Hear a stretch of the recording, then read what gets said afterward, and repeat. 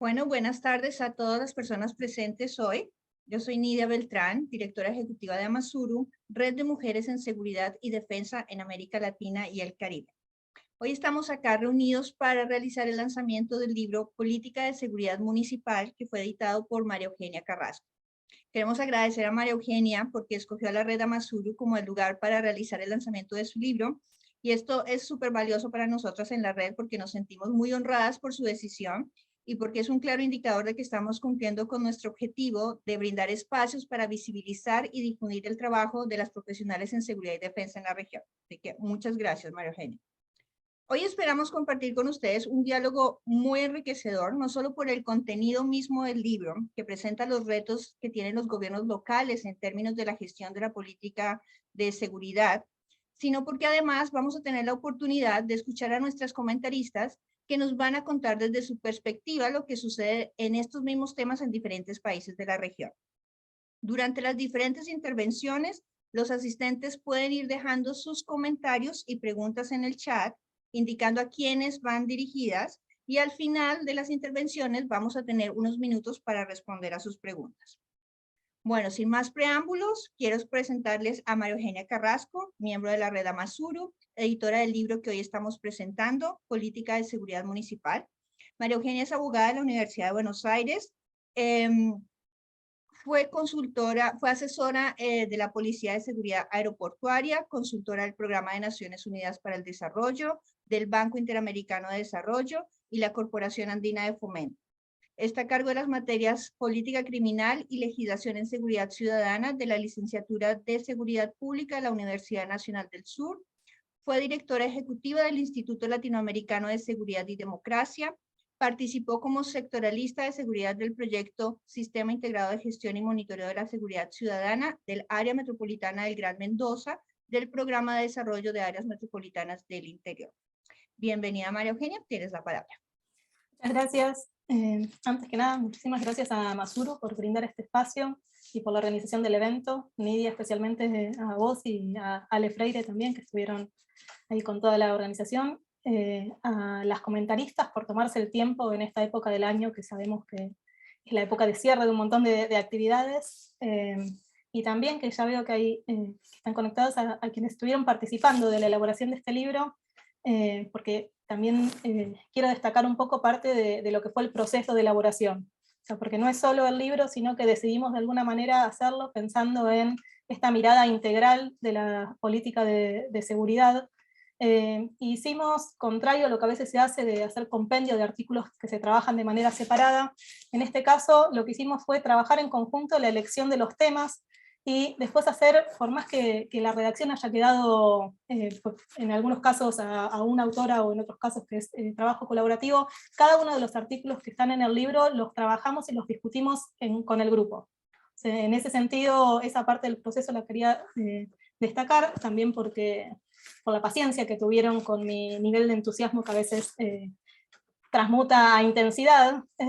Tuvimos que hacer un trabajo que llevó más de un año, de idas y vueltas, y más que nada en esto, porque creo que la idea también con este libro era que funcione como disparador para seguir profundizando algunos temas que todavía no tienen tantas bibliografías, al menos en nuestro país. Antes de abrir como este espacio, quiero destacar como 3 pequeños objetivos que teníamos con el libro.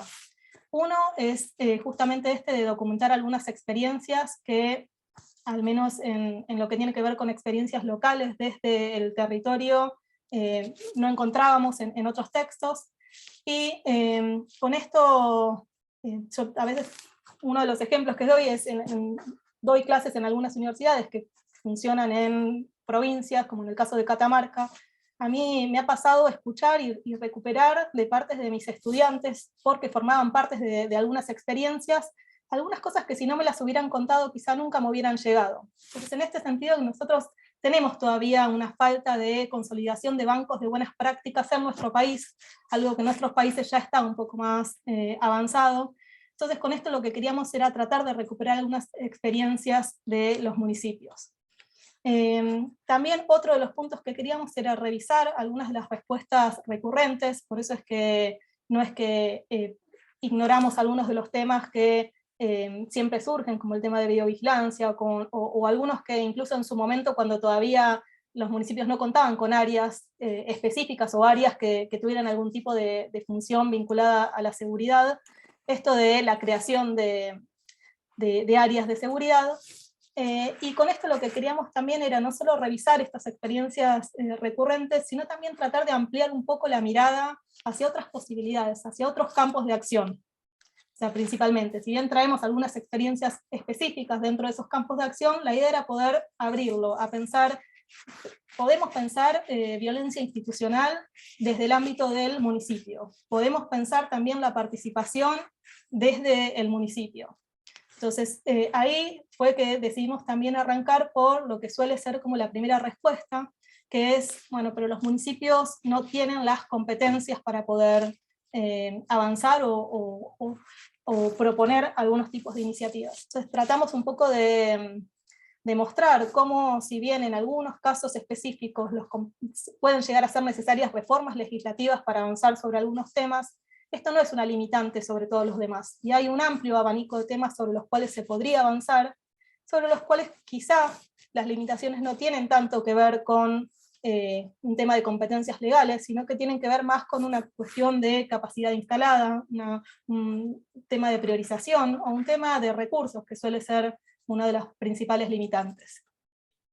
Un tercer y último punto que queríamos tratar como de destacar, digo, con la publicación como un todo, es esta necesidad de pensar, de darle sentido a las acciones que son pensadas desde el territorio. Digo desde el territorio porque si bien nosotros nos concentramos en el trabajo de los municipios por la particularidad que tienen los municipios, esto va más allá, o sea, va más allá de una cuestión de una organización política determinada, sino es cómo podemos hacer para pensar estas acciones que se hacen más cercanas a la población, que a veces tienen un campo de acción un poco más limitado, incluso en cuanto a posibles destinatarias o destinatarios, o incluso en territorio, cómo podemos hacer para que no se pierdan dentro de otras prioridades. Entonces esto también de cómo podemos hacer para darle sentido a esta acción, porque por más que podamos discutir sobre participación y vincularlo con temas de transparencia, rendición de cuentas y un montón de otros aspectos sumamente importantes, sabemos que en la práctica esto también se traduce en foros que pueden estar cooptados por personas con determinados intereses, en todas las dificultades que tiene justamente acercar a gente a trabajar, a las ciudadanas y a los ciudadanos a trabajar temas de seguridad que muchas veces o no interesan, o solo interesan a quien ha transitado alguna situación particular que lo marcó, por lo cual va a estar como enfocado en eso, o a quienes nos trabajamos directamente en esta temática. Entonces, todo esto, cómo hacerlo pensarlo desde la práctica, también en eso destacamos un poco la necesidad de liderazgos fuertes para poder, incluso a los operadores de videocámaras, a quienes trabajan tomando denuncias, a darles un sentido que haga que no se pierda en una acción que quizás les conlleva un alto desgaste en el día a día, y hay veces que no se lo vincula con el efecto positivo que tiene en materia de prevención de hechos. Entonces, en este sentido eran estos tres: la necesidad de documentar experiencias y de seguir trabajando para contar con documentación que nos permita aprender de este tipo de iniciativas. Evaluaciones por un lado, pero no necesariamente tienen que ser evaluaciones, digo, si bien a nosotros nos falta como mucho trabajo en este sentido, esto de poder revisar y ver cuáles son este tipo de respuestas que se tienden a dar, y que quizá haya que pensar en qué medida son lo que un municipio necesita, o lo que un municipio puede sostener a largo plazo. También pensando que así como se abren caminos para, con esta evolución del mayor protagonismo de los municipios en esta temática, también pensemos que esta apertura de caminos puede ser vista por otros actores, como por ejemplo por todo el sector privado, como una oportunidad para acercarse, llevando determinadas respuestas tecnológicas y otras que hay que ver en qué medida puedan ser algo que les sirva y que sea sostenible para el propio municipio. Y por último, esto de poder darle sentido a estas acciones y poder pensarlas como algo integral, como algo que no es una acción aislada, no es una persona en una oficina tomando una denuncia, sino que forma parte de un plan, forma parte de una estrategia mucho más amplia, y lamentablemente a veces lo que sucede o al menos lo que vemos nosotros en algunas experiencias de nuestro país, es que no se hace esta ida y vuelta entre el nivel político y quienes participan. Y de esta manera se va, de alguna manera, desgastando el compromiso, que es lo que es muy necesario como para poder avanzar con algunas de estas iniciativas, el compromiso de quienes tienen que llevarlo adelante.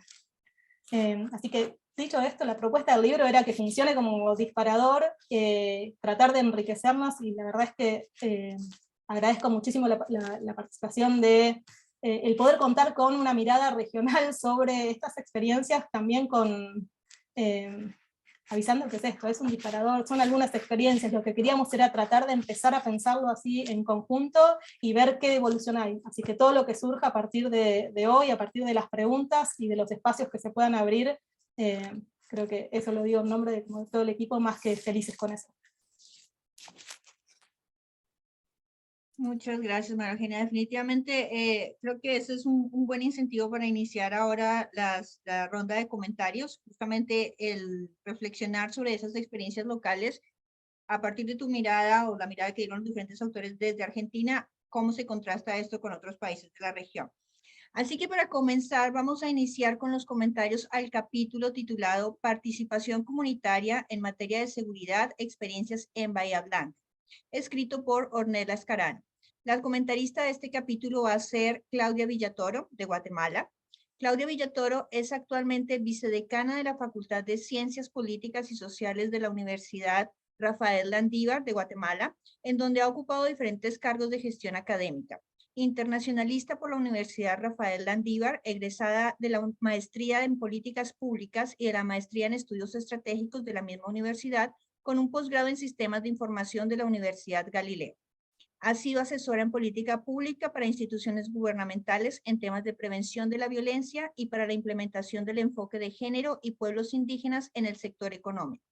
En el ámbito de construcción de institucionalidad en seguridad, fue directora de monitoreo y comunicación de la Secretaría Técnica del Consejo Nacional de Seguridad en Guatemala, ocupando previamente el cargo de subdirectora de estrategia de la misma institución.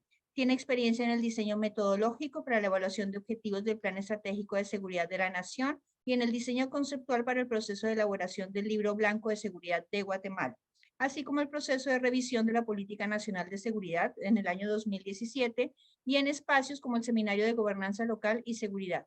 Ha coordinado proyectos institucionales en el ámbito de seguridad, ejercicios de formulación de escenarios y actividades académicas. También ha sido consultora en inteligencia estratégica, prospectiva y control de riesgos, docente universitaria para cursos de prospectiva, escenarios, investigación sociopolítica, políticas públicas para la seguridad, entre otros. Publicaciones sobre brechas de fortalecimiento del poder civil e inclusión de género en los procesos de reforma del sector seguridad, hechos delictivos contra mujeres como expresión de violencia estructural y cultural, relaciones y efectos de la satisfacción o frustración de las necesidades básicas de la condición de seguridad y aspectos socioculturales e imágenes del narcotráfico. Así que le damos la bienvenida a Carolina y tienes la palabra.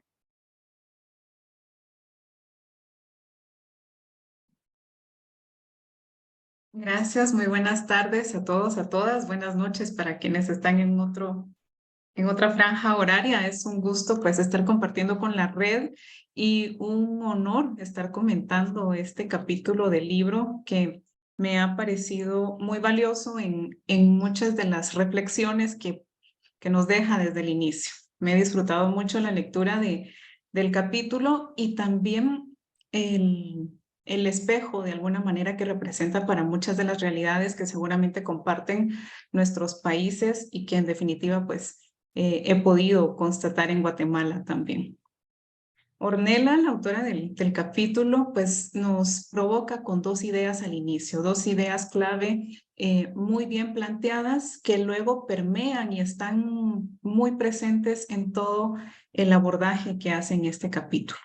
La primera de ellas, para contextualizar el tema de la participación comunitaria en seguridad, Ornella señala muy bien ese cambio de paradigma que ha transitado de una concepción de la seguridad pública hacia la seguridad ciudadana, pues que plantea un mayor componente de participación, pero también vuelca la mirada a las personas, a las comunidades, y que no se centra pues solamente en el Estado. Otra idea muy presente y que la autora nos plantea desde el inicio, casi a manera de provocación, afirma: la pregunta sobre en qué consiste la participación no puede ser contestada en abstracto. Esto implica que da espacio a muchas interpretaciones diferentes sobre qué involucra la participación comunitaria en materia de seguridad. Estas dos ideas de partida pues se desarrollan en todo el capítulo y de alguna manera pues hacen eco de muchas realidades que comparten nuestros países en experiencias históricas que han marcado la estructura de relaciones sociales, pero que también han marcado muchas de las dinámicas y concepciones de la seguridad, que de alguna manera en ese tránsito hacia la búsqueda de modelos más participativos, más inclusivos en la gestión de seguridad, pues de alguna manera estos rezagos de modelos y paradigmas anteriores todavía están muy latentes e involucran tensiones importantes en esa aspiración a una gestión más participativa de la seguridad con esas estructuras de larga data más rígidas que plantean las tensiones importantes. Ornella nos describe con bastante precisión y bastante contexto las experiencias de Bahía Blanca, una provincia de Buenos Aires, de 2004 a 2010, no, a 2007, perdón, en los esfuerzos de participación comunitaria en materia de seguridad. Y básicamente hay tres momentos importantes que resalta la autora. El primer momento, pues, es la experiencia de lo que se han llamado los foros de seguridad, un espacio de participación donde los vecinos de los diferentes municipios y barrios han encontrado, pues, ese espacio, ese entorno para canalizar las demandas de seguridad, para dialogar sobre los temas de seguridad. Es una figura muy interesante, la de los foros de seguridad, y Ornella nos describe esos momentos de fortalecimiento, de mayor impulso, en los que se ha contraído esta iniciativa, que de alguna manera también me ha hecho pensar, y seguro les hará pensar a todos cuando transiten por el capítulo, en esos esfuerzos institucionales o esos esfuerzos de dar un espacio institucional a la participación, darle forma, darle contenido desde las instituciones del Estado y los desafíos que eso involucra en las diferentes gestiones, los momentos en que estas iniciativas cobran más eco y aquellos momentos en los que el apoyo pues es desafiado y es contraído. En Guatemala tenemos figuras similares que se han impulsado mucho en el ámbito comunitario, los consejos comunitarios de desarrollo urbano y rural, que tienen dentro de su marco institucional o formal, pues tienen el componente de las comisiones de seguridad y han encontrado un espacio importante para que los vecinos pues puedan dialogar los temas de seguridad. Esta experiencia en Guatemala, que puedo yo conectar con la experiencia que nos narra la autora, también ha presentado pues esos desafíos muy coincidentes con los que nos plantea Ornella. En algún momento del capítulo nos dice: en ciertos espacios se empiezan a conformar ciertas élites, ciertos grupos de élite que son los que empiezan a liderar el diálogo, que no necesariamente pues tienen toda la representación. Y entonces recuerdo hace algunos años hablando acá en Guatemala del contexto de las comisiones de seguridad, como los actores en el nivel local que van a los diferentes foros resultan siendo los mismos y la participación pues no termina siendo tan amplia o tan representativa. Y Ornella en el capítulo, en diferentes momentos, me parece que resalta el componente de la democratización de del tema de seguridad a nivel local, pero también de la descentralización en diferentes figuras que involucran ese arraigo territorial que hablaba un poco María Eugenia en su introducción. La figura de los foros de seguridad me ha parecido muy interesante en la experiencia de Bahía Blanca, puesto que me parece que ha sido tan afianzada que son parte del imaginario colectivo de cómo entender o del significado que los actores comunitarios han dado a la participación en seguridad con forma de estos espacios. Ornella nos describe luego cómo estos foros de seguridad transitaron a una segunda etapa en la que se constituían más como sociedades de fomento, donde se hacía un poco más latente este arraigo territorial. Y finalmente, el tránsito hacia formas de interacción más directa con vecinos y vecinas. En todo este recorrido, pues está muy presente la diferenciación o las dos vías de lo que es la participación por mecanismos formales y la participación por mecanismos informales, como las instituciones del Estado propician estos espacios y estos arreglos institucionales para que la participación tenga un espacio formal, de ser escuchada, de ser recibida.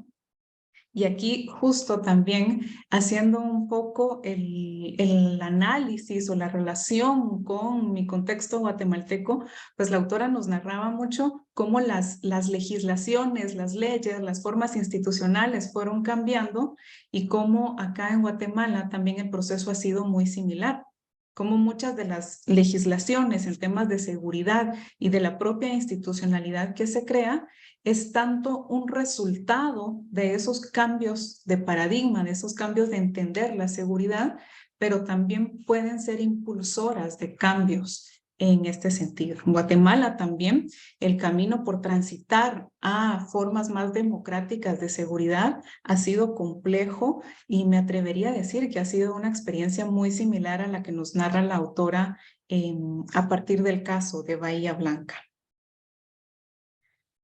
En un segundo momento, en una segunda parte de este texto, pues también hay una reflexión interesante que nos convoca o que nos llama a hacer Ornella, que es el tema de cómo se ha entendido la participación ciudadana y que muchas veces estos espacios se han visualizado más como espacios para canalizar demandas o para obtener información de los vecinos.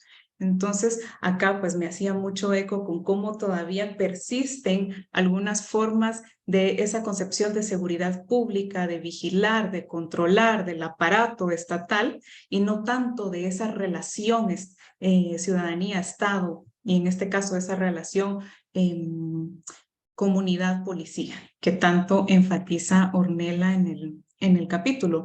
Y me parece que estas dos distinciones o estas dos interpretaciones que se han afianzado mucho en el tema de la participación, pues de alguna manera, y es un reclamo, me parece que hace la autora y que comparto, le quita agencia a los vecinos. Entonces vemos, en mi experiencia también, cerca de las necesidades locales y todo este acercamiento que se hace a la gestión comunitaria de la seguridad, pues de alguna manera ha sido dominada por esta intención de captación de necesidades, que como señala la autora, esta, junto con la interpretación de acercarse a las comunidades para obtener información de qué está pasando, son interpretaciones problemáticas de la participación ciudadana.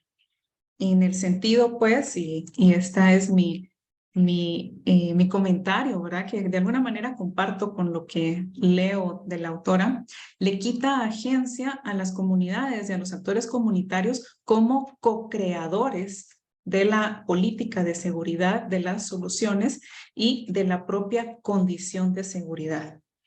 Entonces, en este sentido, pues creo que hay nuevamente ese rescate del valor de las relaciones sociales que está muy presente en este capítulo y sobre todo del capital social, de relaciones de confianza entre las comunidades y las instituciones de seguridad y la construcción de liderazgos que puedan hacerse desde lo local.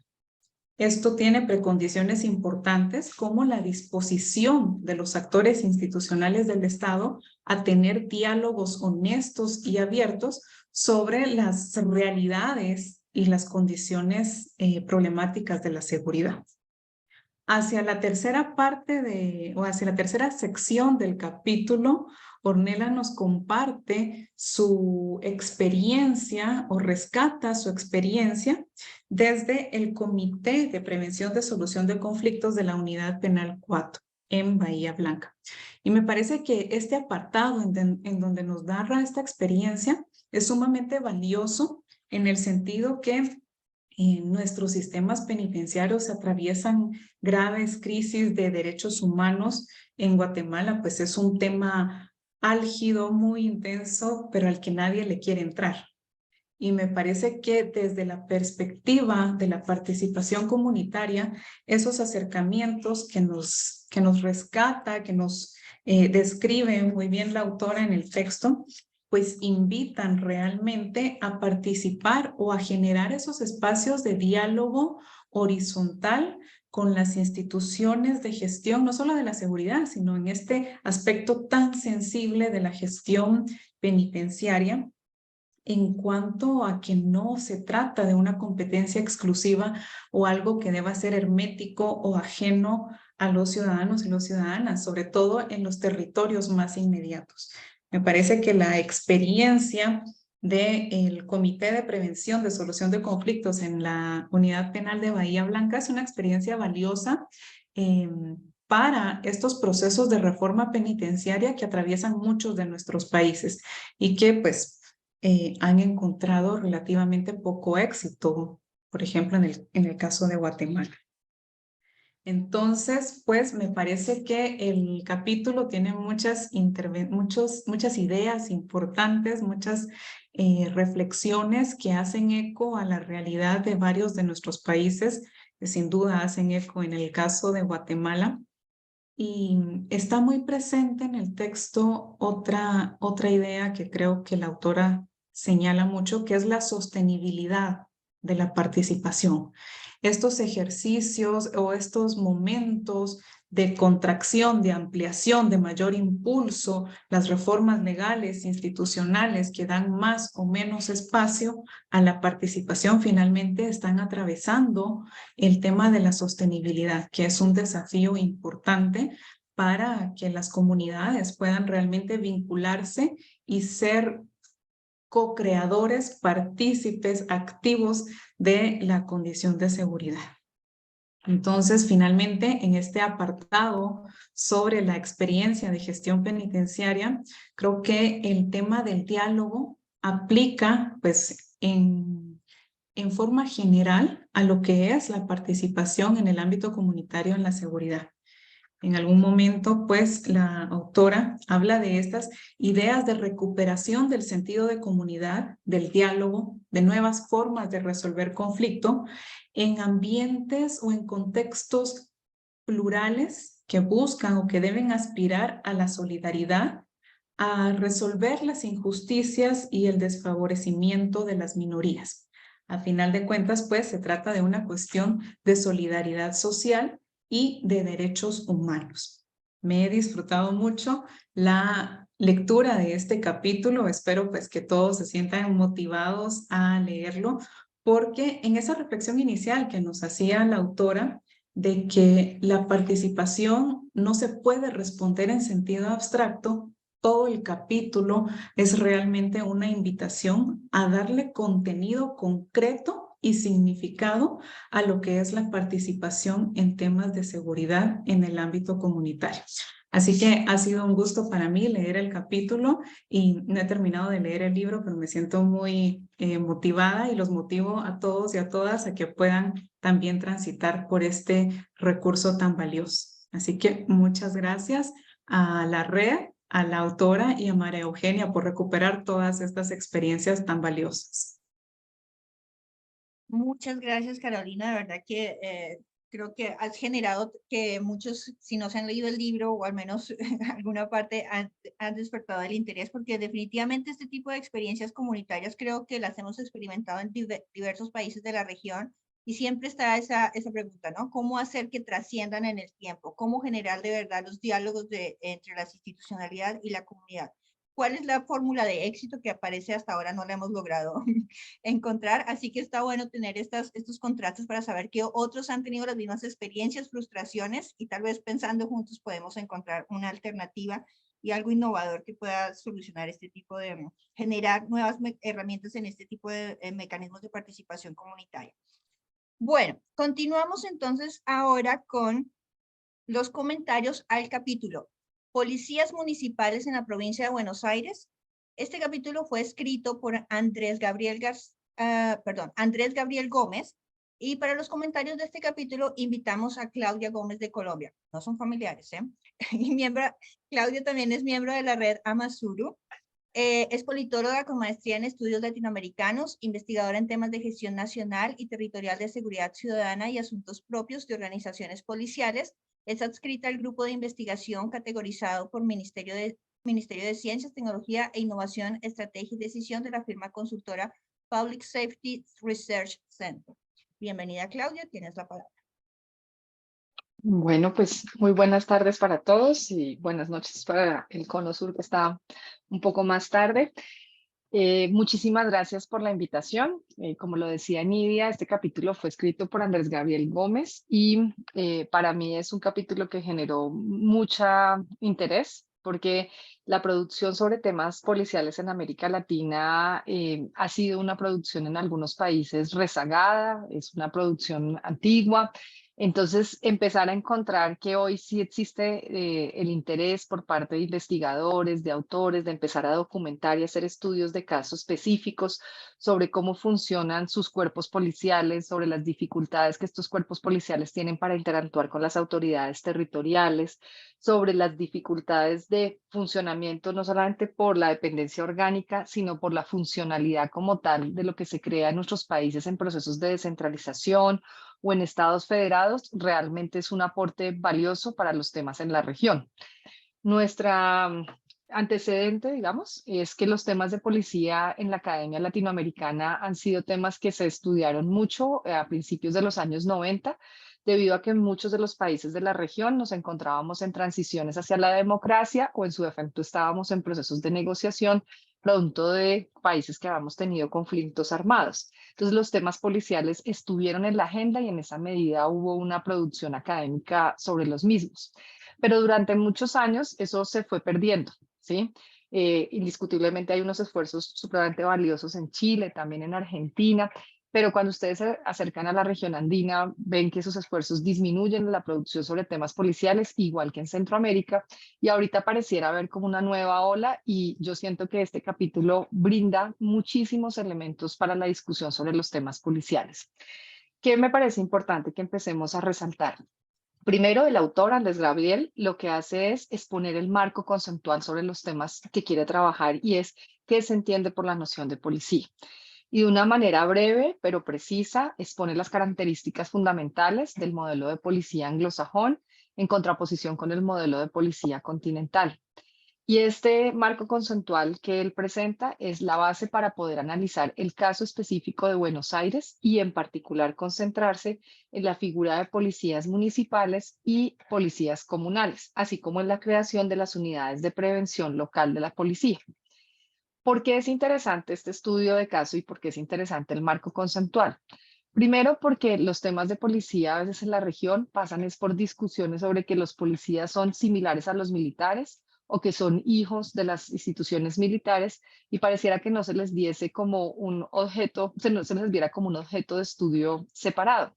Cuando él retoma desde la literatura especializada tanto el modelo anglosajón como el modelo continental, está colocando a los lectores en una discusión seria sobre la noción misma de Estado y la forma como el Estado impone el orden en sus territorios.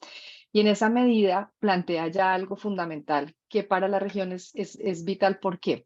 Porque nosotros hablamos mucho o de policías comunitarias o de policías de proximidad o policías que deben ser amigas de los ciudadanos o acercarse a los ciudadanos. Pero más allá de que tengamos esa expectativa o creamos que ese debe ser el camino, Él desde el marco conceptual nos recuerda que el nacimiento como tal del modelo continental de policía, que es muy cercano, por ejemplo, a los países de la región andina, marca una diferencia y marca no una imposibilidad de las policías acercarse a los ciudadanos, pero sí una condición de esencia. Y es que varias de las policías de la región en la historia de nuestros estados fueron creadas como policías de gobierno y fueron creadas como policías para proteger el orden interno, no para servir a los ciudadanos. El hecho de que a partir de los años 90 y recientemente en varios de nuestros países hayamos tratado de darle un sentido al servicio policial de cara a los ciudadanos, no quiere decir que la esencia misma de la noción de policía al interior de nuestros estados esté acorde con eso, sino que por el contrario lo que genera es una profunda tensión. Y eso para el caso colombiano marca algo que yo he denominado un cuerpo con dos almas. Nuestra policía es una policía que tiene que ser el cuarto elemento de la fuerza pública en Colombia. Es la llamada a preservar el orden público en Colombia, pero también es la llamada a prestar un servicio de policía. Y ese servicio de policía sí es de cara al ciudadano, de cara a las necesidades del ciudadano. Pero cuando ese cuerpo que tiene dos almas se vierte en un solo ser humano, ese ser humano es el que tiene que por la mañana estar haciendo una actividad comunitaria en un barrio y por la tarde tiene que estar utilizando un casco y un escudo para atender una protesta social. Y ahí es donde se nota la tensión profunda entre ser una policía de gobierno y al mismo tiempo pretender ser una policía comunitaria. Después de que él presenta ese marco conceptual, él nos plantea la necesidad de escoger 4 elementos que él escogió para mirar si la noción de policías municipales sí aplica para el caso de Buenos Aires. Y en particular nos cuenta un poco la historia de cómo surge la policía en Argentina, cómo se organiza la policía del Gran Buenos Aires y por qué empiezan a haber unas dificultades entre la dependencia orgánica, la dependencia funcional y al mismo tiempo la noción misma sobre qué decisiones pueden tomar las autoridades territoriales. Y ahí el autor empieza a unir este tema con otra cosa, y es qué relación tienen las policías municipales con las autoridades territoriales. Y allí la problematización es interesante porque cuando él se cuestiona si las policías de Buenos Aires son municipales, dice, ¿será que existe una dependencia en la toma de decisiones frente a las autoridades territoriales? ¿O estamos ante una dependencia orgánica que está por fuera de la entidad territorial o por fuera de la autoridad administrativa y un trabajo funcional que se deja más a la posibilidad de coordinación, a la posibilidad de que existan algunos instrumentos compartidos de planeación, pero que no obliga a ninguna de las partes a funcionar de una manera específica en el territorio? En ese sentido, lo que hace el autor es problematizarnos 2 cosas fundamentales. Cómo son los sistemas de policía en el caso de Buenos Aires, y yo lo transfiero para el caso de América Latina, cómo son nuestros sistemas de policía y cuál es la relación que tienen con nuestros procesos de descentralización en el caso de los estados que somos unitarios y cuál es la relación que generan esos sistemas de policía con las autoridades estatales o provinciales en el caso de los estados federados. ¿Y por qué es importante hoy preguntarnos sobre nuestros sistemas policiales? Porque en la región tenemos como el extremo, siempre para dar el ejemplo. Policías nacionales en estados unitarios altamente especializadas, como son las de la región andina, siendo la Policía de Colombia una de las policías que más marca ese sistema de policía, un único cuerpo de policía que cubre todo el territorio nacional, que monopoliza la prestación del servicio. Pero al otro lado, el otro extremo, vamos a tener los casos de México, Brasil y Argentina, donde la noción de estados federales les permite tener sistemas de policías donde existen varias corporaciones policiales, varios cuerpos de policía que entran en tensión cuando ya tienen que empezar a trabajar el tema de las jurisdicciones, en qué son competentes, cómo atender ciertas problemáticas, en qué momento una problemática une, digamos, el interés de 2 instituciones policiales y cómo eso se tramita pues, en los modelos de gestión. Entonces, esa es una de las, digamos, planteamientos interesantes. Lo segundo es, ¿a qué se dedican las policías municipales? Y pareciera que el autor dice, bueno, las policías municipales deberían estar en los temas más locales, deberían estar respondiendo a esas necesidades de los ciudadanos. Y eso pareciera tener todo el sentido cuando hoy los ciudadanos lo que demandan es que una autoridad regule el comportamiento de los otros.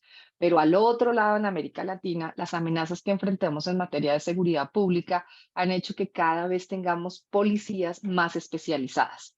O sea que tras de que tenemos a veces en algunos países un cuerpo con dos almas, ese cuerpo con dos almas tiene un desequilibrio en su funcionamiento y el ejemplo lo tenemos en la Policía de Colombia.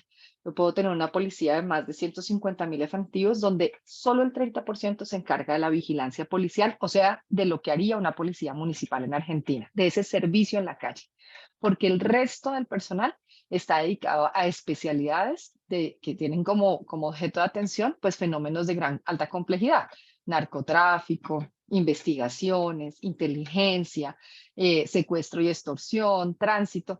Entonces allí el autor vuelve y dice, oiga, uno esperaría que las policías municipales fueran generalistas y que las policías ya, digamos, federales o nacionales fueran más especializadas. Pero eso que se puede decir en el papel, cuando se baja la práctica y cuando usted tiene un espacio local donde tiene una estructura criminal muy grande que ejerce control territorial, ahí la tensión se hace más fuerte. Y esa policía municipal sí puede enfrentar esa amenaza o cuando esa policía municipal entrega la responsabilidad sobre esa amenaza a un cuerpo de policía más especializado. Finalmente, el autor nos entra, digamos, ya en una documentación específica de la situación que se ha presentado en el Gran Buenos Aires con la creación de las policías comunales y las unidades de prevención local. Y cómo la creación de digamos, de estos dos tipos de unidades con las que se quiso funcionar terminó generando que una se traslapara sobre la otra al punto de que generó el desaparecimiento de algunas en algunos de los municipios del Gran Buenos Aires.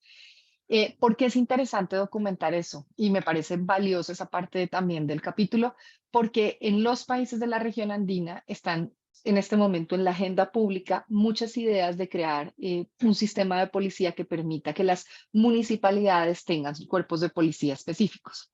Y ver la experiencia argentina y ver cómo la creación de estas unidades, si no se hace con la verdadera, digamos, intención y el cuidado, lo que termina generando es una tensión en la operación, puede hacer que la región andina, pues, digamos, evite unos errores o por lo menos aprenda de la experiencia en el caso argentino. Para cerrar, a mí me parece que el artículo es un artículo que puede, digamos, al que puede aproximarse cualquier tipo de lector, no tiene que ser un lector especializado en literatura policial, ¿no? Porque es un artículo que hace muy agradable el comprender las discusiones sobre el tema policial a partir del caso de Argentina. Y eso creo que es fundamental porque como este es un tema que a veces está distante en la agenda académica, pues se requieren artículos que acerquen a todo tipo de lectores y que muestren, digamos, estas problematizaciones como algo que nos debería estar importando a todos los ciudadanos porque hace parte de un servicio público, hace parte de una función del Estado, pero al mismo tiempo tiene una relación absoluta con los temas de seguridad ciudadana. Entonces, pues mi invitación es a que lean el capítulo de Andrés Gabriel, que ojalá se puedan, con el liderazgo de la editora, hacer nuevas publicaciones comparadas sobre estos temas. Yo creería que a partir de este capítulo uno podría pensar cómo invitar a otros autores de la región a documentar casos específicos sobre sistemas policiales para de esta manera, como decía ella al inicio, pues generar una chispa de cómo es que queremos pensar los sistemas policiales en América Latina ahora en el siglo XXI, cuál es el modelo ecléctico que vamos a adoptar en nuestros países, porque realmente no podemos adoptar modelos puros de los estados europeos, ni mucho menos del modelo anglosajón, y a partir de ahí, ¿para qué es que queremos a los cuerpos de policía en América Latina? Dejaría ahí, yo no sé si me pasé o está bien. Está muy bien, Claudia, muchas gracias. Y claro, sí, me quedo con esa última idea que dejaste, que definitivamente es necesario que tengamos esa conversación, ¿no? Porque muchas veces los países federales dicen, deberíamos tener una policía unificada como estos países que son unitarios, y los países unitarios pretenden parecerse, deberíamos tener policías federales como los otros países, ¿no? Entonces, tener como esa conciencia de que somos diferentes a estos modelos que se implantaron inicialmente y que tenemos nuestras particularidades, que ninguno de los dos extremos es el modelo perfecto, definitivamente documentarlo y tener esa conversación generaría también nuevas oportunidades de generar modelos especiales para Latinoamérica con nuestras particularidades. Muchas gracias, Claudia, muy interesantes tus comentarios también. Vamos a continuar entonces ahora con los comentarios al capítulo. hacia una estrategia de videovigilancia local, escrito por María Acciari. Este capítulo será comentado por la doctora Lucía Carmina Jasso, López, de México. Es investigadora titular del tiempo completo del Instituto de Investigaciones Sociales de la Universidad Nacional Autónoma de México, doctora en políticas públicas con énfasis en análisis organizacional e institucional por el Centro de Investigación y Docencia Económicas y maestra en estudios políticos y sociales por la Universidad Nacional Autónoma de México. Sus principales temas y líneas de investigación son seguridad pública y políticas públicas para la reducción y prevención de la criminalidad. Es profesora de asignatura de la Facultad de Ciencias Políticas Sociales. Actualmente es docente de la especialización de Seguridad Pública y en la licenciatura en Administración Pública. Profesionalmente colaboró con el Gobierno Federal Mexicano y en el Gobierno de la Ciudad de México. Se ha desempeñado como consultora a gobierno y ha colaborado en organizaciones de la sociedad civil realizando investigación y análisis sobre políticas públicas de seguridad, prevención de la criminalidad, reinserción social y procuración de justicia. Es miembro del Sistema Nacional de Investigación y cuenta con múltiples publicaciones. Bienvenida, Carmina, y ahora tienes la palabra. Muchísimas gracias. Bueno, pues agradecemos rápidamente a Nadia, a la red que me hayan invitado para estar esta tarde-noche con ustedes. Desde luego también a María Eugenia Carrasco por el trabajo, ¿no? A todos los autores del libro. Quisiera empezar primero en el libro en general. Para mí es una obra relevante en varios sentidos. Digo, no lo he terminado de leer tampoco, ¿no? Me enfoqué más en mi capítulo que voy a hablar más adelante.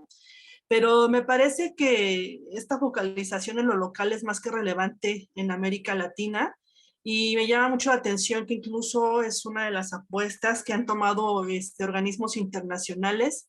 Sin embargo, la lectura a veces a nivel local es muy distinto. Pensando en mi país, por ejemplo, la tendencia en los últimos años ha sido la desaparición de fondos federales para apoyar policías locales o programas de prevención local, etc. Entonces me parece un trabajo muy oportuno el destacar la relevancia que tiene lo municipal y local en la política de seguridad. Bueno, respecto al capítulo hacia una estrategia de videovigilancia local de María Acciari, no sé si así se diga también, pues bueno, lo primero me llamó muchísimo la atención. Tengo algunos años trabajando sobre tecnologías de vigilancia, ¿no? Quizá con una mirada muy interna hacia México, ¿no? He tratado de salirme un poco hacia otros países. Y entonces, bueno, siempre que veo un capítulo, un texto nuevo sobre videovigilancia y en América Latina me emociona muchísimo. Entonces creo que es muy importante este trabajo en varios sentidos, ¿no? Uno, agradezco mucho la revisita a autores clásicos allá en Argentina, pues como es Urtasun y Vanessa Lío, que me parece ya, desde ya son clásicos instantáneos en estos temas, y pues también otros autores, ¿no? Decir también, creo que se ha dicho en otros capítulos, que es un texto, ¿no? De fácil lectura, que recupera como las discusiones básicas, no por eso es elementales en realidad, respecto a este tema, ¿no? Y al mismo tiempo, pues también coloca varios temas que son relevantes en la materia. Y uno de los primeros, pensar en el título, a mí me hizo mucho pensar en lo que es trabajado desde acá en México. Por ejemplo, decía, una estrategia de videovigilancia local es el título. Desde luego yo coincido en que este ha sido un tema que se desarrolla sobre todo a nivel local. Se han sido muy pocos los países que, al menos en América Latina, que han logrado articular una política nacional. A lo más han llegado a tener como normas, ¿no? Para homologar procesos, pero en realidad este es un ejercicio muy local, ¿no? Comparado a otros temas, esto es así, es local. Me llama mucho la atención, por ejemplo, tengo un capítulo que se llama Hacia la transterritorialidad de la videovigilancia, ¿no? Y a lo que me refería yo en ese texto, que no se contradice nada lo que dices, María, pues es que justamente a veces la videovigilancia local se constituyen como pequeñas isletas de seguridad, ¿no? O tratan de ser eso. Y no tenemos como esta comunicación en los diferentes órdenes de gobierno y mucho menos en el territorio. Hay muchos problemas que tú visibilizas y que me parece relevante pues poner en cuenta, ¿no? Sobre todo en el ámbito local, sobre los alcances que una videovigilancia de esta magnitud puede tener. O sea, por ejemplo, destaco uno de los casos que tú revisas que dices, bueno, pues empezaron con un programa piloto, me parece, de 300 cámaras. Territorialmente, ¿esto para qué alcanza, no? ¿Esto es mucho o poco? ¿En qué sentido? ¿Qué tan focalizado está en qué áreas? ¿Quién toma las decisiones de dónde vigilar y qué vigilar? Y en sí, una serie de discusiones. Me llama mucho la atención también, ¿no? El plantear la discusión respecto a cómo este es un fenómeno incremental, y también me gusta mucho que coloca estos dispositivos a los que todos tenemos acceso, como el uso de teléfonos celulares, que se volvió masivo. Esto ha sido revisado en la literatura, ¿no? Como la SOS-Milan o vigilancia desde abajo, que me parece que tiene muchísima importancia en el nivel local, porque cada vez pues este tipo de ejercicios son los que logran denunciar con el apoyo de medios de comunicación, organismos de derechos humanos, abusos policiales. Denunciar y evidenciar, ¿no? Que es la otra parte importante que se hace con ese tipo de vigilancia, con el vigilante furtivo a través de un campo, ¿no? Me gusta mucho también la perspectiva, ¿no? Creo que es compartida a nivel regional, de cómo esta instalación de cámaras pues ha sido una de las respuestas públicas a los reclamos de seguridad, sobre todo a nivel local. Me llamaba a mí mucho la atención, hice en algún momento una revisión de cómo en Ciudad de México, cuando tuvimos elecciones para nuestro jefe de gobierno, las últimas que tuvimos, todas y todos los candidatos proponían cámaras. Incluso alguien se atrevió a decir que íbamos a poner 1 millón de cámaras en Ciudad de México, ¿no? O sea, solamente como para dialogar con esto que nos está diciendo María, ¿no? De cómo hay esta narrativa por parte de los gobiernos locales de poder de poner en la palestra cómo la videovigilancia puede ser una alternativa para atender estos reclamos de seguridad. Y no solamente a la ciudadanía, no solamente desde los gobiernos, sino también la ciudadanía tiene como esta necesidad latente, al menos desde la visión de México es lo que me parece, ¿no? Si en ese sentido me parece más que oportuna la pregunta que seguramente quienes estamos en estos temas traemos rondando, dice, ¿para qué? ¿Por qué y para qué suponemos que sirven las cámaras? ¿No? Plenamente coincidimos en que es una medida de prevención situacional que se basa en el incremento de los obstáculos, pensar en este infractor racional. Y yo pensaba también, ¿no? En estos trabajos que se han desarrollado, y no sé, a lo mejor en un futuro trabajo pensar cómo ha ocurrido esto en Argentina, pero en algunos casos pues tenemos ya esta parte de la insensibilidad a las cámaras. O sea, esta racionalidad en la cual se basan las cámaras, pues a veces nos hemos vuelto tan insensibles porque estamos mucho más expuestos a la mirada, ¿no? Y sin la reciprocidad de la mirada, pues eventualmente perdemos como esta capacidad. Incluso parte de mi trabajo, pues he podido documentar algunos robos que se hacen incluso a la luz de las cámaras o incluso con la discrecionalidad. Tenemos acá en México varias recomendaciones de derechos humanos, de violaciones graves, ¿no? Abuso policial letal, cosas de esa magnitud, donde incluso se ve a las autoridades de seguridad que son ellos quienes destruyen o apagan las cámaras. Ese tipo de cuestiones sin duda también son relevantes, ¿no? Pues una de las cuestiones que apunta también María, pues es cómo, pues estas cámaras, esta videovigilancia, pues puede aumentar las capacidades estatales y policiales de monitoreo en las zonas. Y me hacía pensar mucho, ¿no? En cómo la vigilancia, pues es infinita, o sea, difícilmente podemos tener una vigilancia total. Pensaba en hechos que han sido relevantes a nivel internacional, ¿no? Como el homicidio de George Floyd, donde tuvimos una serie de videos y al final de cuentas pues también teníamos muchos puntos ciegos. Es una cuestión, ¿no? que a veces le apostamos demasiado, ¿no? Los gobiernos, incluso como ciudadanos, para defender nuestro patrimonio y que finalmente tiene como muchos vacíos. Hay cosas que se han hecho para esto, como incrementar la capacidad de monitoreo, por ejemplo, con inteligencia artificial, que es uno de los temas, ¿no? Que más adelante menciona. Y bueno, es lo que me parece como relevante, ¿no? Este es un texto, yo diría también muy importante en términos de formación, porque pues habla sobre esta evidencia, sobre la eficacia, ¿no? Insisto, como la pregunta clásica, y desde luego pues coincidir en que pues los trabajos que se han hecho en torno a este tema, si son trabajos serios, pues en realidad muchos de estos son no conclusivos, ¿no? Lo cual nos puede llevar a muchas frustraciones, seguramente porque nosotros queremos que algo que implementemos funcione. Pero en realidad yo digo, esta es una de las preguntas más tramposas, porque detrás de la videovigilancia hay otros temas relevantes, y me parece que aquí en el texto se recuperan varios de estos, ¿no? Por ejemplo, cuando habla de otros efectos, ¿qué más tenemos? Por ejemplo, la sensación de seguridad, si le incrementa o no. Insistir de nueva cuenta que pues es por parte incluso de la ciudadanía, pues ha sido un paliativo para tratar de mejorar la seguridad, y hay muchos vacíos.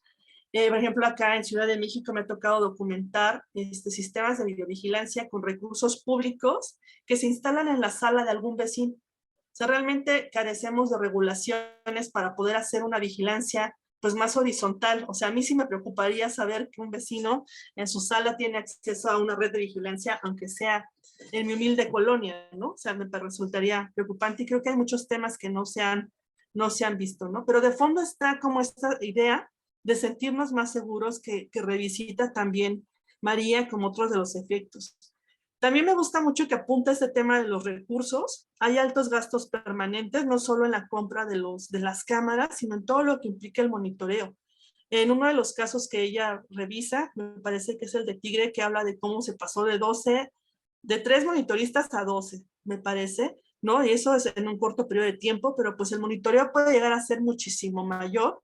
Y acá tenemos sistemas de monitoreo con cientos de personas en ciudades pequeñas, ¿no? No grandes ciudades. Y eso pues es costoso, además del mantenimiento que implica. Y también otra cuestión, la dependencia que tenemos a estos temas. Estas tecnologías los genera la industria y tenemos una dependencia de la cual difícilmente nos podemos escapar. Si me vale la metáfora de decir, nos bajan el switch y ¿qué pasa, no? Bueno, también, ¿qué pasa también, por ejemplo, acá en México? Hay evidencia, yo lo leí, es pública, de que como el Mossad israelí, por ejemplo, apoya en la gestión de algunos sistemas de vigilancia a nivel local. ¿Qué pasa, no? ¿Dónde quedan nuestros datos? En fin, este tipo de cuestiones me parece importante pensarlos. También sin duda está aquí la parte de los derechos humanos, que creo que es uno de los que son centrales y que no necesariamente han sido debatidos a fondo, como el derecho a la imagen, a la intimidad o a la igualdad, ¿no? Al decir a la igualdad, pues la vigilancia que se hace es desigual porque se focaliza en prejuicios, ¿no? Hay protocolos no escritos que focalizan en los más jóvenes, que son quienes más circulan, etc. Y así también pues habla de varios temas pendientes. Ya veo que se me agota el tiempo, entonces, pues prácticamente me iría a la parte de las conclusiones, decir que también la revisión que hace de los municipios de Tigre y La Plata son interesantes, ¿no? En términos numéricos, me parece que son relevantes para medir la magnitud que puede tener un sistema de videovigilancia a nivel local. A mí me hacía mucho pensar en algunos casos en las experiencias locales que yo he realizado acá en México, ¿no? Tanto numéricamente, etcétera, como también en la correlación que existe con otro tipo de tecnologías. Y bueno, ya por último también, en algún momento mencionabas como las asociaciones público-privadas que hay. Me parece que eso fue en el municipio de Santa Fe, de la Veracruz, que encontraste evidencia de asociación público-privada.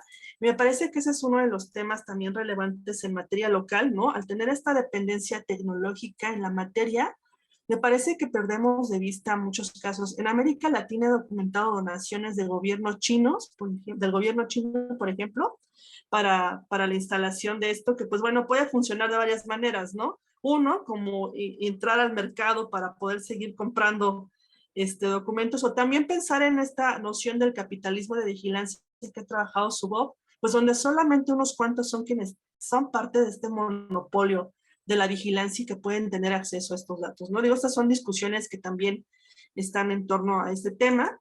Y ya cerrando ahora sí, ¿no? Las conclusiones también me parecen relevantes, María, en cuanto a la necesidad de elaborar diagnósticos y evaluaciones. Digo, se ha dicho mucho, pero creo que es una de las partes más endebles en América Latina. Yo creo que en muchos temas, pero creo que en videovigilancia lo es aún más. Y es preocupante porque nos cuesta mucho dinero y los derechos que están en juego pues también son relevantes. Entonces, me parece interesante, por ejemplo, la propuesta de pensar en el alcance del software a utilizar, ¿no? Cuando hablamos de inteligencia artificial, reconocimiento facial, etcétera, tan en boga hoy en día, es muy importante pensar en esto. Y bueno, nada más como para el diálogo, ya lo podríamos comentar. Por ejemplo, acá en la Ciudad de México se implementó un comité científico asesor en materia de videovigilancia justamente para poder tener este balance entre las cosas que se requerían y las que no. Bueno, muchísimas gracias. De nuevo, espero que sí les motive leer este capítulo y desde luego también el libro, insistiendo en que es una gran oportunidad para repensar la relevancia de lo local. Muchas gracias. Muchas gracias a ti, Carmina. Definitivamente este tema de videovigilancia es como, hay mucho todavía por estudiar en profundidad y es como siempre los ciudadanos, lo digo desde la perspectiva del ciudadano común, es como que se piensa que la tecnología es mejor, pero no se tiene en vista que eso implica más capital humano también para sustentar esa tecnología. Y efectivamente todo el tema de quién controla los datos, quién nos vigila, para qué nos vigilan, es algo que no se ha cuestionado mucho o no se habla mucho abiertamente. Entonces, definitivamente también es un capítulo muy interesante y nos deja mucho para la reflexión. Bueno, ahora vamos a continuar con el capítulo titulado Debates pendientes de seguridad ciudadana, género y seguridad en el espacio público. Este capítulo fue escrito por Guadalupe Aguirre. Los comentarios de este capítulo van a estar a cargo de Valeria Calaón, que es de Argentina, abogada, maestranda en Derecho Penal de la Universidad de Buenos Aires, integra actualmente el Ministerio Público Fiscal. Se desempeñó como coordinadora general del Departamento de Intercepción y Captación de las Comunicaciones del Ministerio Público Fiscal, coordinadora de la Dirección General de Investigaciones y Apoyo Tecnológico a la Investigación Penal y participó de la adaptación y aplicación del modelo de protocolo latinoamericano de investigación de las muertes violentas de mujeres por razones de género, femicidio, feminicidio en el mismo organismo. Fue asesora y luego coordinadora de la Unidad de Seguimiento y Evaluación de la Doctrina Operacional de la Policía de Seguridad Aeroportuaria. Bienvenida, Valeria, y gracias por aceptar nuestra invitación. Tienes la palabra. ¿Qué tal? Buenas tardes a todos y a todas. Muchísimas gracias a la red Amasuru por el espacio y a Nidia. Estoy muy honrada de participar en esta presentación, que sé que llevó mucho recorrido, mucho trabajo de un gran equipo de profesionales a la cabeza de Eugenia, y que dio un resultado que está a la vista, como tal vienen hablando todas las colegas. Nos encontramos frente a una obra que para mí es indispensable para cualquiera que quiera adentrarse en la temática de seguridad, por muchas razones. Primero porque ya sabemos que a esta altura el rol de los municipios es indispensable tanto para el diagnóstico, el diseño y la implementación de políticas públicas en materia de seguridad, y esto ya no podemos dejarlo de lado.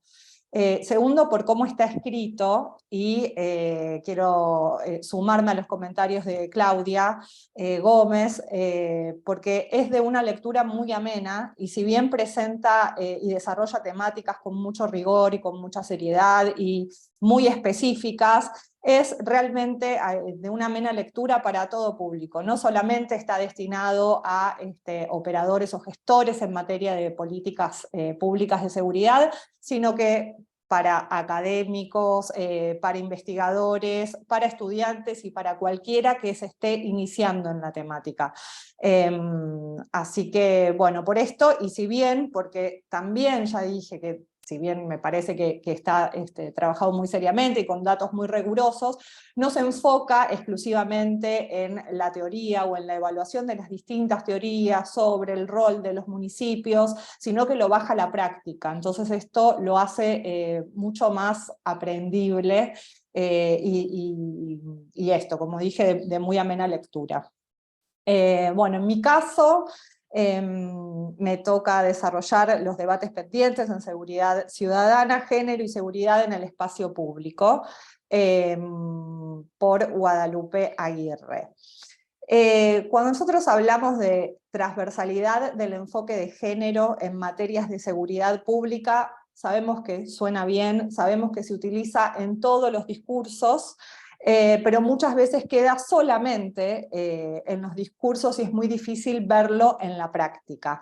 Yo creo que acá Guadalupe lo puede acercar de una manera abrumadora con el enfoque que le da al acoso callejero, al acoso de género. Y hace esta distinción, ¿no es cierto? No es el acoso que sufren las mujeres, sino que es el acoso que sufre el género, para no llevarlo en términos particulares, sino plantearlo como un fenómeno. Y ella nos dice que bueno, la ciudad contiene, expresa y manifiesta diversas situaciones de violencia, pero brinda datos abrumadores y nos dice que el 90% de las mujeres en Argentina han sufrido alguna vez acoso callejero. Y yo me animo a decir que no solamente en Argentina, sino también en el resto de los países y las ciudades de todas las personas que acá nos acompañan, sabemos que es algo que todas hemos sufrido alguna vez. Y sobre esto, digamos, estos datos hacen que no puedan dejarse de lado y que definitivamente el enfoque de género tenga que estar abarcado en el diseño de políticas. Ella también nos dice, muchas veces las políticas de seguridad son creadas por hombres y para hombres. Y esto también da cuenta, dado que tenemos un fenómeno con una gran cantidad de población afectada por el acoso en este caso, y pocas respuestas para darle solución o prevención, o inclusive para la detección de los casos. Y también hay algo que llama la atención, y es, ella presenta un estudio en el que le preguntan a los hombres y a las mujeres qué es lo que les da miedo al salir a la calle o al utilizar los espacios públicos en las ciudades. Pues bien, la mayoría de los hombres manifiesta que tienen miedo de ser robados o a vivir una situación de inseguridad, mientras que las mujeres tienen miedo a ser violadas o no volver a sus casas, ¿no es cierto?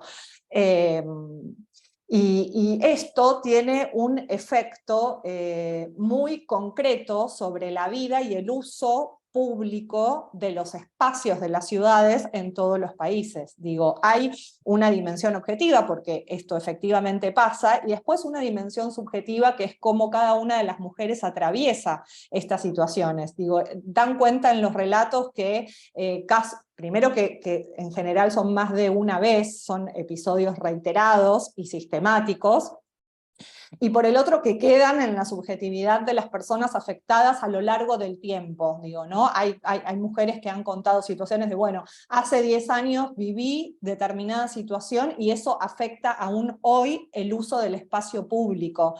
Y con esto, ¿qué quiero decir? O el miedo las ubica en lugares privados, digamos, ¿no? En el desarrollo de su vida en ámbitos privados, o bien nos obliga a desarrollar estrategias individuales para manejarnos en la ciudad. Digo, elegir qué horas, qué medios de transporte tomar, por dónde ir, pero todo eso a nivel de estrategia personal. Entonces la importancia de tomar estos casos y la oportunidad que tienen los municipios de implementar políticas o medidas o programas, como quisiéramos llamarlos, que realmente den cuenta o puedan abarcar esta problemática. Este abordaje con una mirada, con una perspectiva de género, implica tanto dar cuenta de necesidades prácticas como intereses estratégicos. Y acá nuevamente decimos, los gobiernos locales tienen la oportunidad de abordarlo tanto desde la dimensión objetiva, que es de los datos concretos de los que se puedan tomar conocimiento, como de la dimensión subjetiva, que es esto que digo, ¿no es cierto?, que afecta a las mujeres o a las personas afectadas por el acoso de manera sostenida y en el uso del espacio público. Quiero decir, los hombres y las mujeres no usan el espacio público de la misma manera, dado estas circunstancias. Luego la autora pasa por diversas experiencias en diversos municipios, digo, en algunos casos que se ha tomado como una infracción. Esto no siempre es delito, no siempre el acoso es un delito. Entonces, bueno, cómo se han creado programas para poder denunciar, cómo precisamente se ha incorporado en la normativa municipal para que sean consideradas infracciones y que los infractores tengan que pagar una multa. Diversas estrategias que se fueron elaborando para abarcar este problema, pero me ha llamado la atención una que es una experiencia de La Plata, que han creado un mapeo interactivo de abuso y de acoso, y esto es información de primera mano de personas que han sufrido o han sido víctimas, y nuevamente esto lo quiero destacar, porque más allá de las líneas que se hayan desarrollado en distintos municipios, esta es una herramienta creada por particulares afectadas que quieren... que brindan la oportunidad de esta herramienta y que le da a los municipios la posibilidad de tomar esa experiencia, digo, profesionalizarla si fuera el caso, o reformularla para dar respuesta a sus necesidades. Este mapa interactivo lo crearon estas dos arquitectas en el año 2017, Guadalupe Aguirre lo desarrolla en su capítulo, donde ahí las propias víctimas podían incorporar lugares donde habían sido acosadas, si tenían identificación de las personas y estas personas habían sido denunciadas penalmente, poder identificarlo fehacientemente en la página, horarios, lugares y demás.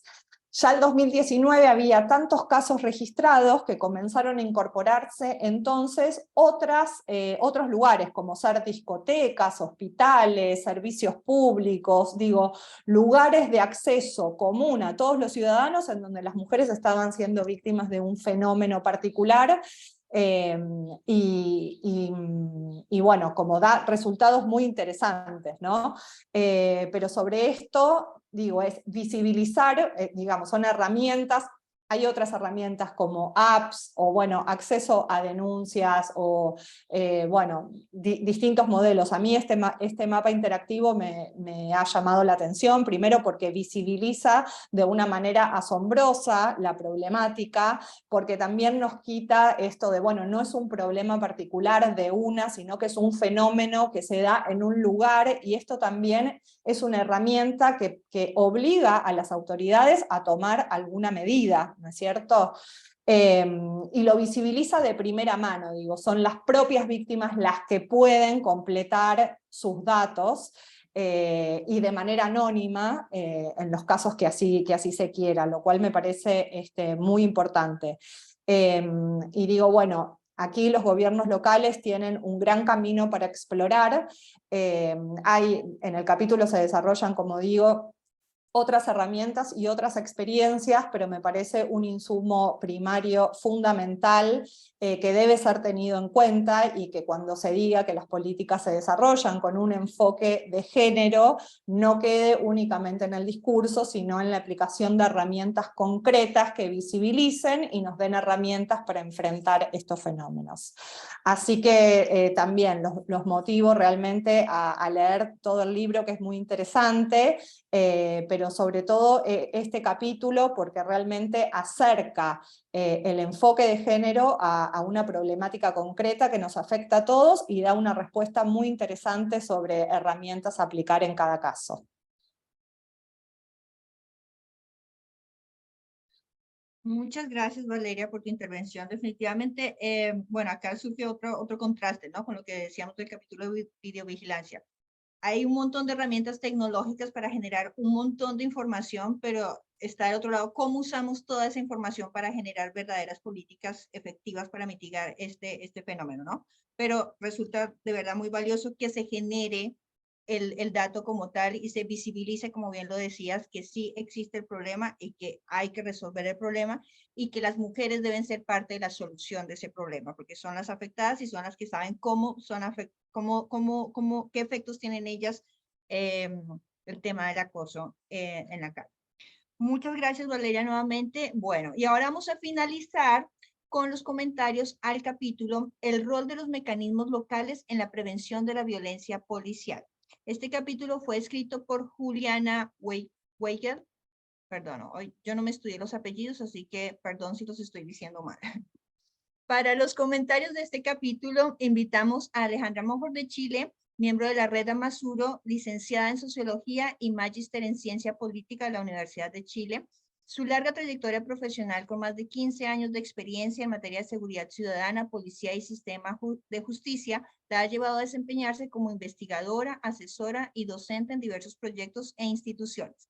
Trabaja en el CES, desde el año 2005, donde se ha desempeñado como coordinadora del área Policía y Sistema de Justicia, coordinadora del área de investigación y actualmente como investigadora, participando en un gran número de investigaciones y evaluaciones para instituciones gubernamentales, organizaciones de la sociedad civil y de la cooperación internacional en diversos países de América Latina. Actualmente es instructora adjunta de John Jay College of Criminal Justice de City University of New York.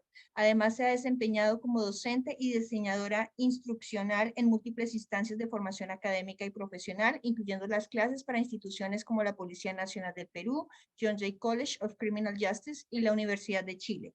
Sus líneas de investigación son seguridad ciudadana, reforma policial, policía comunitaria, prevención del delito y las violencias y políticas públicas del sector. Bienvenida, Alejandra.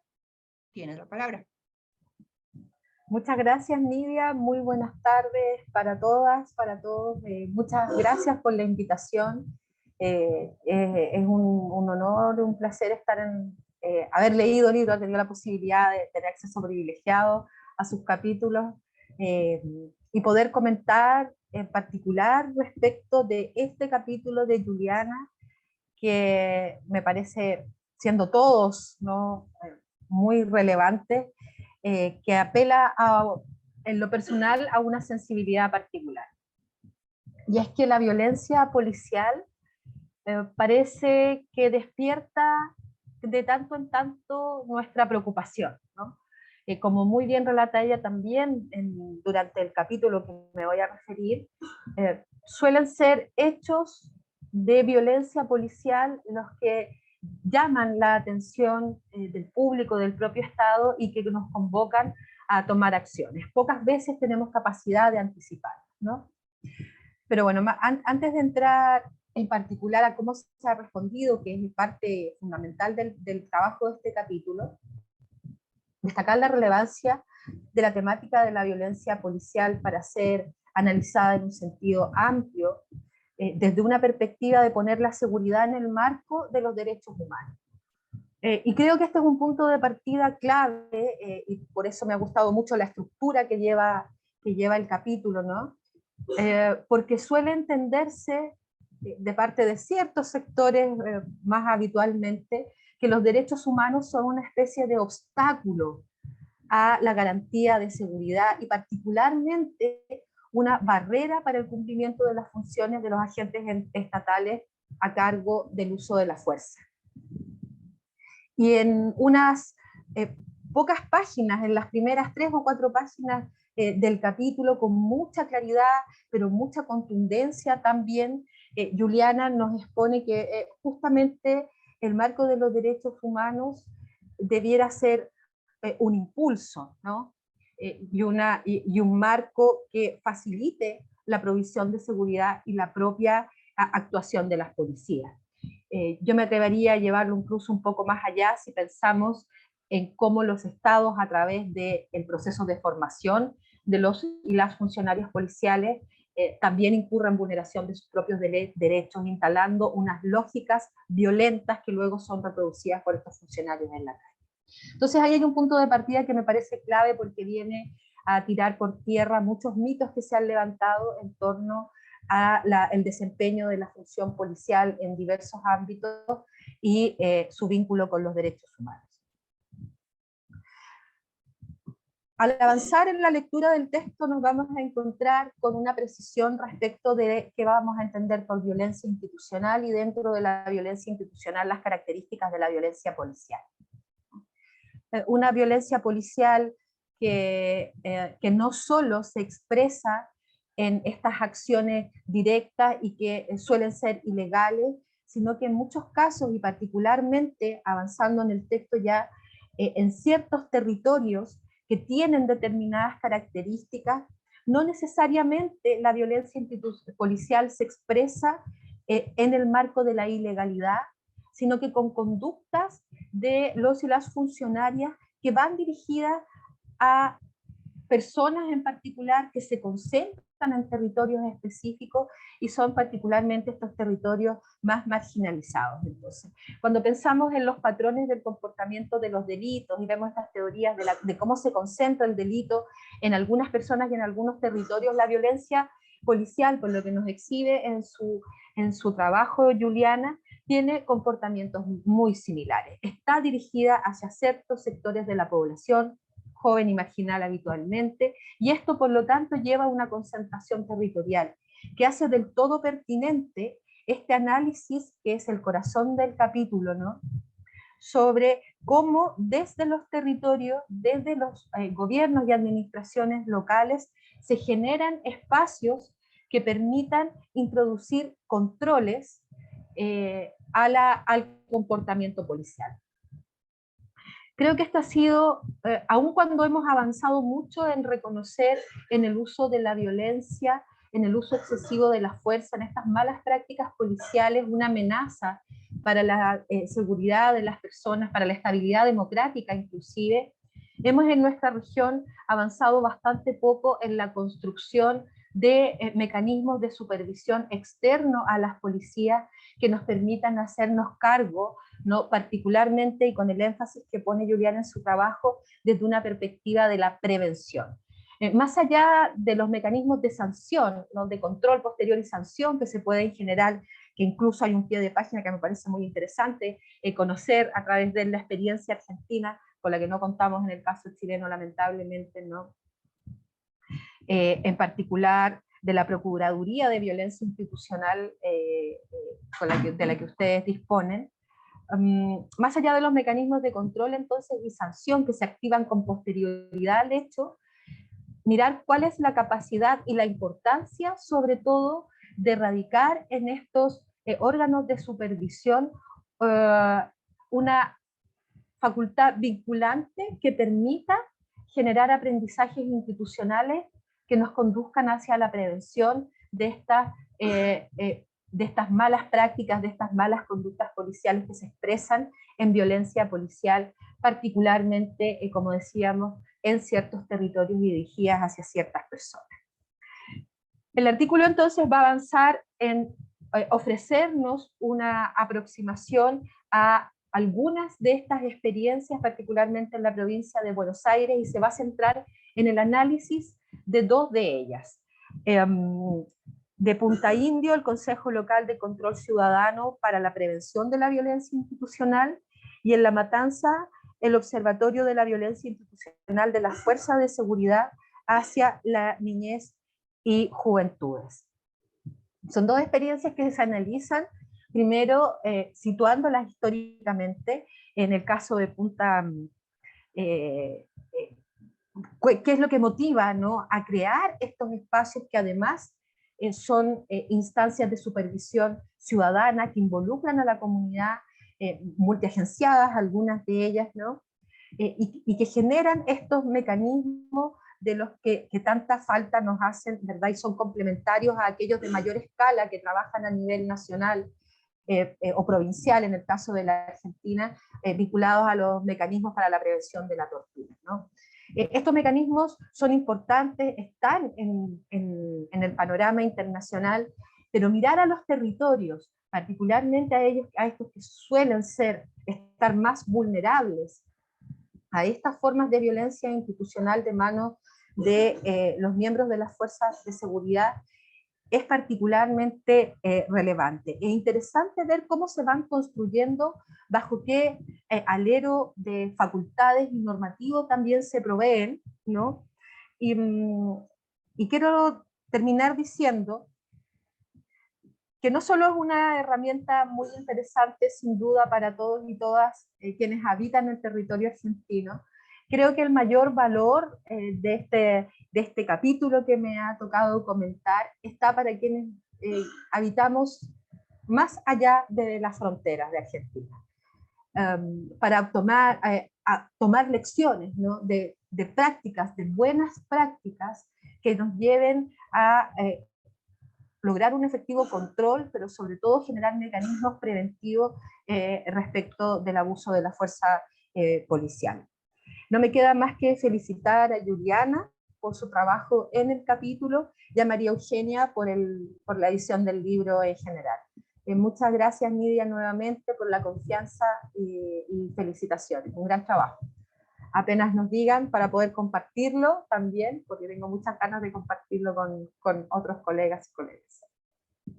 Muchas gracias, Alejandra, por tu participación. Interesante, muy interesante este capítulo también, y creo que es de esos temas que, como bien decía y comentaba Claudia al principio, en países como Colombia o los países andinos siempre está en discusión este tema de la violencia policial, ¿no? Cómo se controla y qué mecanismos efectivos hay. Así que si se documentan este tipo de prácticas, definitivamente es como la base para comenzar a reflexionar y pensar cuáles son efectivas y qué buenas prácticas se pueden implementar en otros países de la región. Así que, bueno, nada, muchas gracias a todas las personas que participaron, a todas nuestras comentaristas de lujo, de verdad. Y muchas gracias a María Eugenia y todos los autores de este libro, porque realmente el denominador es conceptualmente riguroso, tiene ideas claras y además está dirigido a todo el público, o sea, no solo para los que nos dedicamos a estos temas, sino cualquier persona que esté interesada en aprender sobre lo que sucede en Argentina desde la política de seguridad municipal, puede aprender, puede interesarse, puede reflexionar y creo que aquí nos quedaron abiertas un montón de preguntas también para que en otros participantes de otras regiones, en otros países de la región, tal vez contacten a María Eugenia o a los autores para continuar explorando estos temas y generar más documentación sobre las experiencias en otros países y generar ese diálogo que creo que es el puntapié de lo que se pretende y el objetivo de lo que quería María Eugenia con este libro. No sé, María Eugenia, si tenemos preguntas en el chat. Creo que no había una pregunta, pero se retiró la persona que lo hacía. Respecto a lo que sí decían sobre adquisición del libro, está disponible en varias librerías ya acá, pero en breve va a estar ya la versión electrónica, que es mucho más fácil para... Y sí, o sea, vuelvo a agradecerles a todas por la participación, y me quedo con varios de las líneas de trabajo que ustedes mencionaron, en especial con esto de empezar a pensar quizá algunas experiencias comparadas a partir de esto.